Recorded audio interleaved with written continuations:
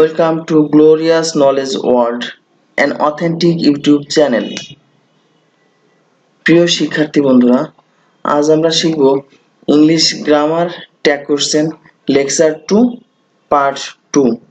গত লেকচারে আমরা শিখেছি লেকচার 1 পার্ট 1 ট্যাগ কোশ্চেন কি, ট্যাগ কোশ্চেনের ধরন, কত প্রকারের ট্যাগ কোশ্চেন হয়, স্ট্রাকচার, ট্যাগ কোশ্চেনে প্রোনাউনের ব্যবহার, নেগেটিভ ওয়ার্ডস আর pronoun in one table.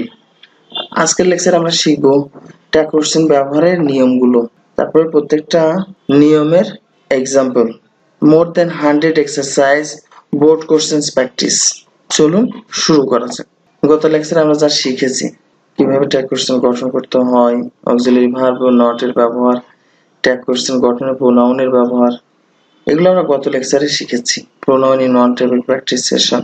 Lecture 2, এই লেকচারে আমরা শিখব ট্যাগ কোশ্চেন এর সকল নিয়মগুলো।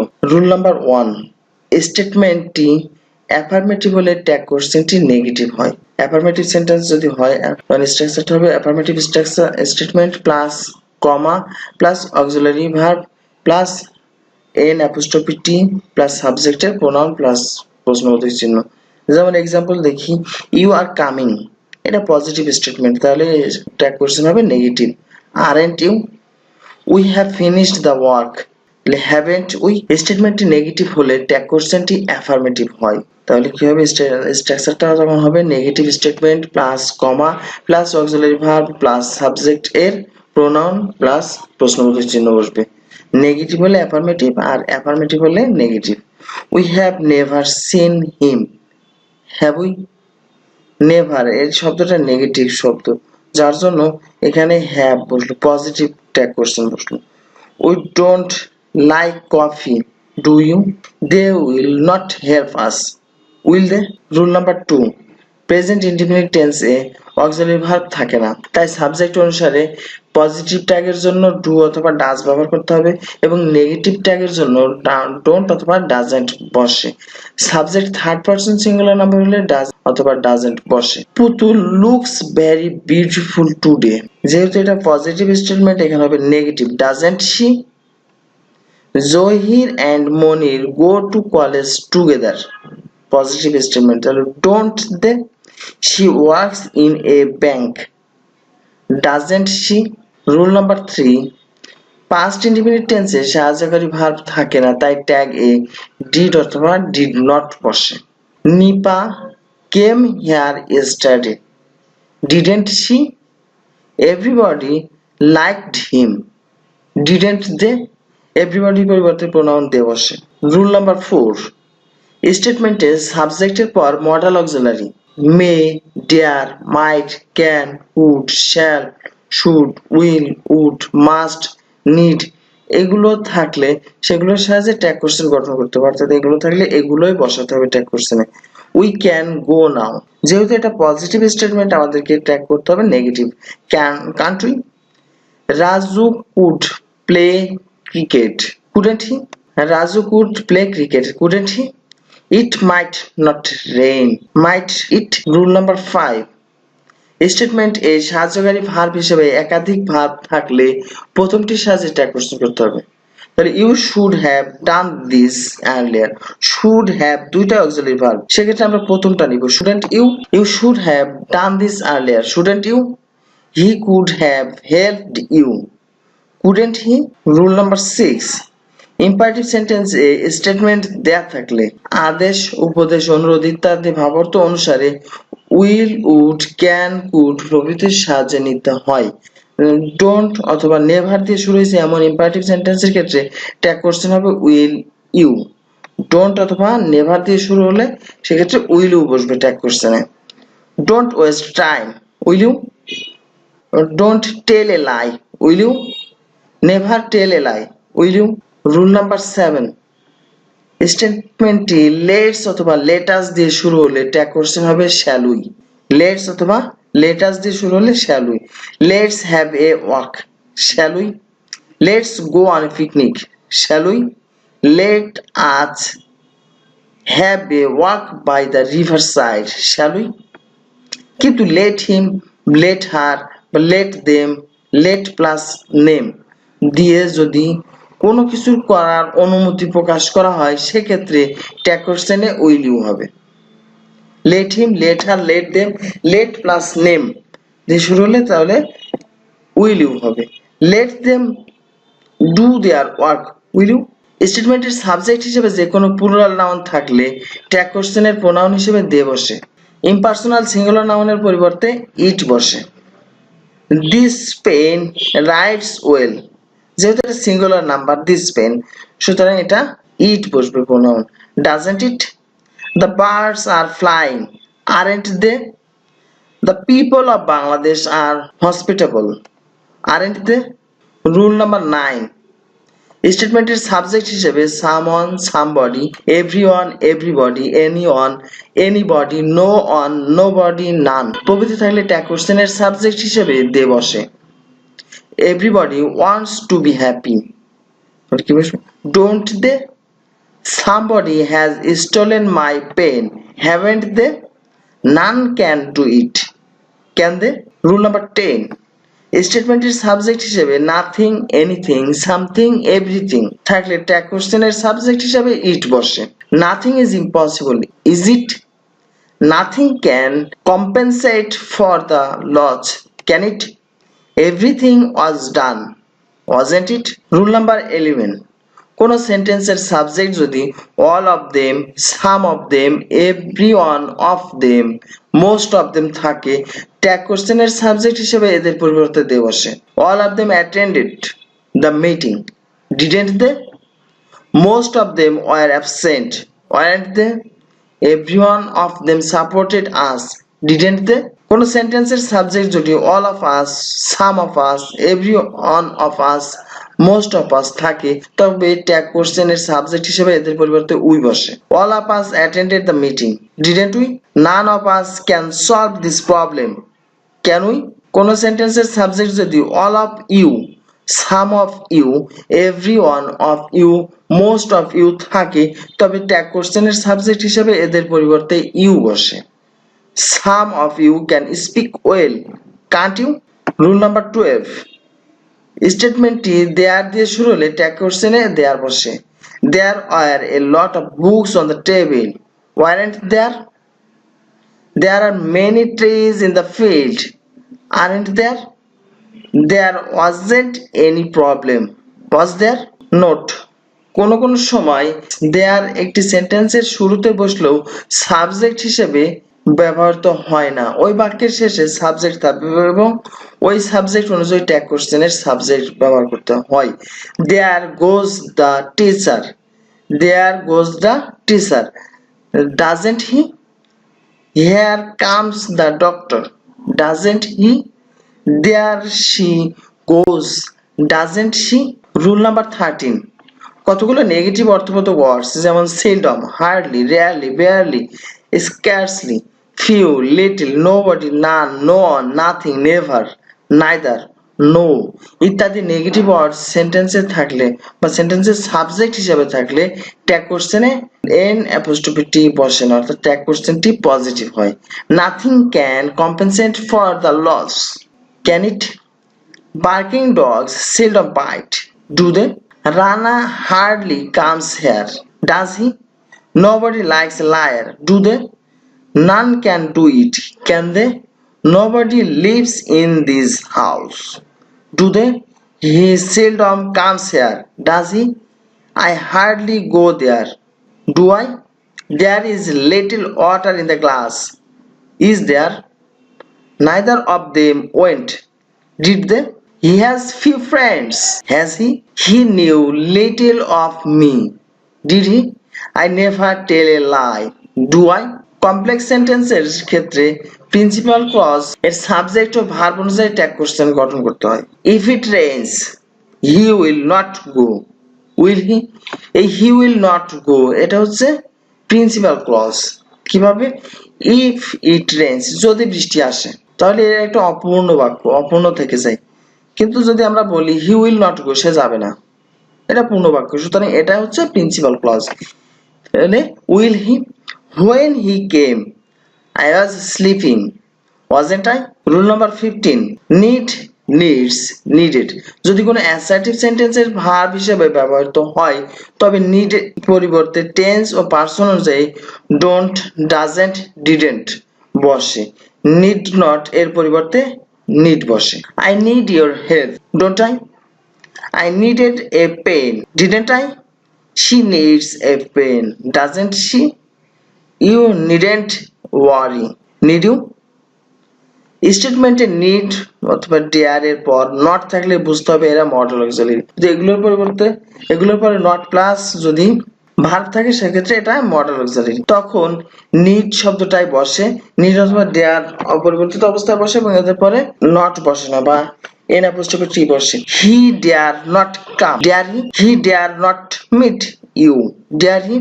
বন্ধুরা একটু খেয়াল রাখতে হবে যখন নিড অথবা ডেয়ার এরপরে কোনো ভাব থাকলে তখন বুঝে নিতে হবে যে এগুলো মডেল অক্সিলারি। যখন মডেল অক্সিলারি হিসেবে নিড বা ডেয়ার বসে তখন এগুলো ট্যাগ কোশ্চেন হিসাবে এই শব্দগুলোই বসে।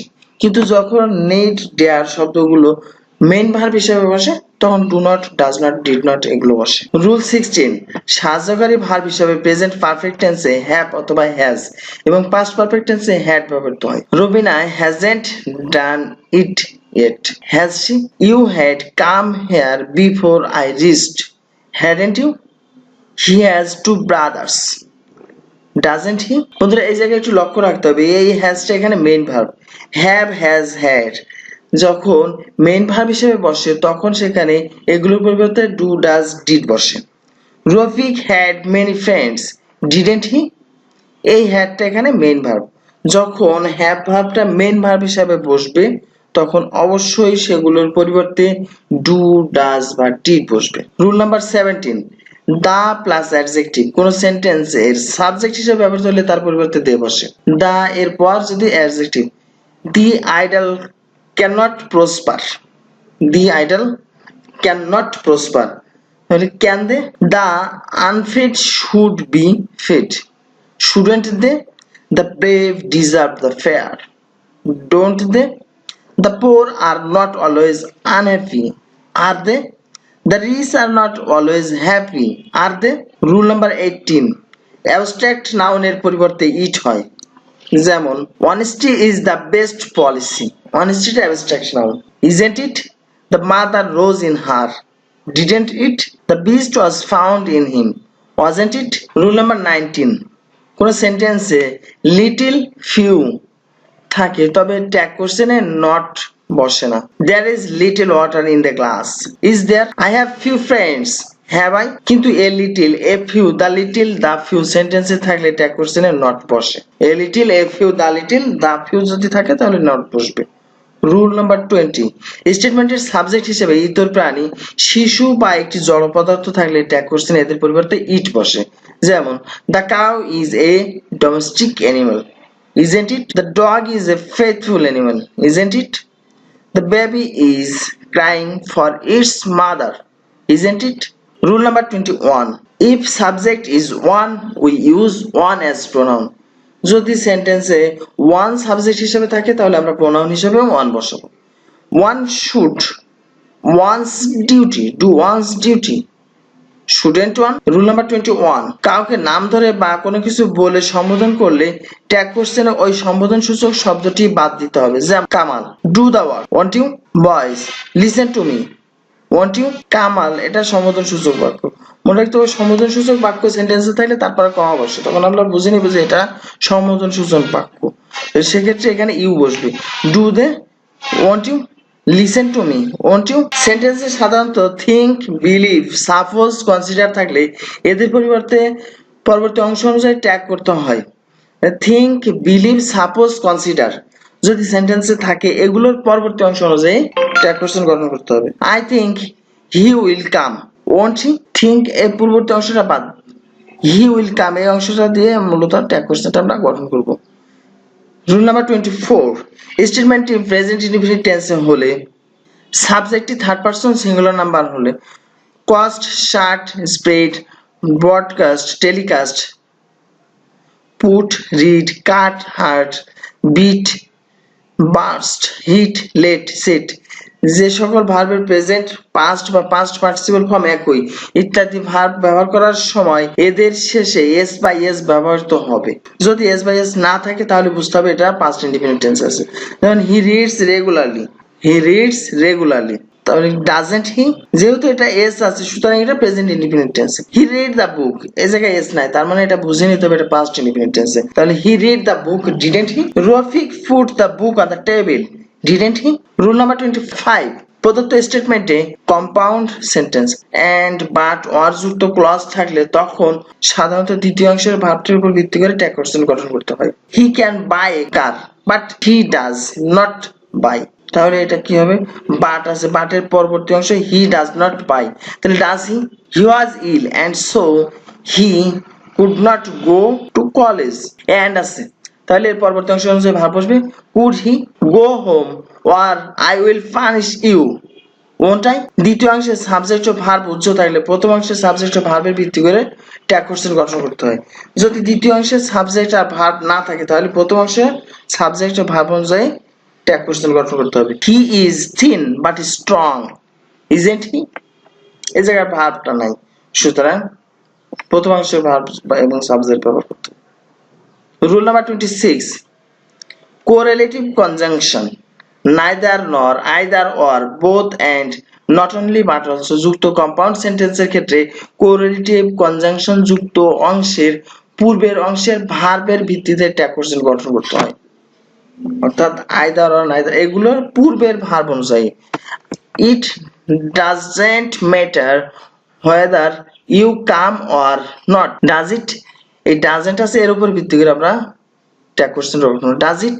রুল নাম্বার 27, কোন স্টেটমেন্টের শুরুতে negative word no, never, nothing ইত্যাদি কিংবা negative sentence I never go there এরপর ফুল স্টপ বা দিয়ে অ্যাফার্মেটিভ সেন্টেন্স দিলে তখন ওই অ্যাফার্মেটিভ সেন্টেন্সের ভিত্তিতে tag question a negative tag ব্যবহার করতে হয়।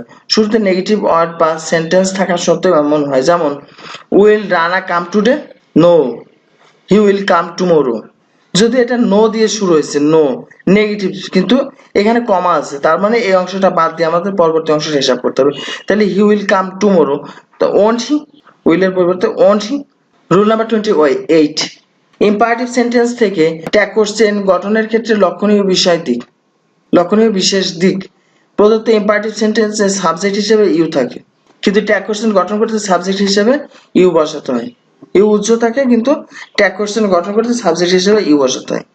যেমন keep silent won't you, keep silent won't you, কিন্তু একটু লক্ষ্য রেখে যে ইম্পারেটিভ সেন্টেন্সে সাবজেক্ট হিসেবে যদি ইউ উজ্জ্ব থাকে তখন ট্যাগ কোশ্চেন গঠন করার সময় আমাদের অবশ্যই ইউ বসাতে হবে। Keep silent won't you.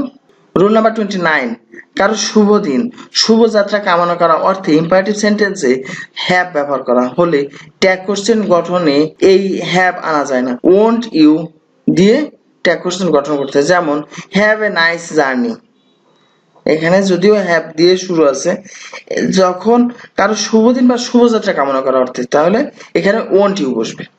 Rule number 30, exclamatory sentence থেকে ট্যাগ কোশ্চেন গঠনের ক্ষেত্রে বিশেষ দিকটা হলো এক্সক্লামেটরি সেন্টেন্সে সাবজেক্ট উজ্জ্ব থাকলে প্রদত্ত অংশের সাথে সামঞ্জস্যপূর্ণ মনে মনে সাবজেক্ট এবং বি ভার্ব এনে সে অনুযায়ী ট্যাগ কোশ্চেন গঠন করতে হয়। যেমন হোয়াট এ বিগ সারপ্রাইজ, তাহলে এখানে মনে মনে ইজ ইট আছে, তাহলে আমরা ট্যাগ কোশ্চেনে ইজন্ট ইট। পূর্ণাঙ্গ সেন্টেন্সটি মনে মনে what a big surprise it is, তাহলে isn't it.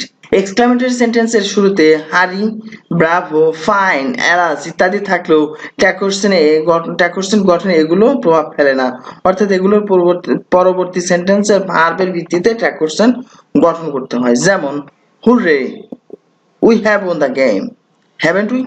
Rule number 31, I, you, we এই বহুল প্রচলিত প্রোনাউনগুলো প্রোনাউন হিসেবে সেন্টেন্সের সাবজেক্ট হলে ট্যাগ কোশ্চেন এর সাবজেক্ট ইট হয়। You is a vowel, isn't it.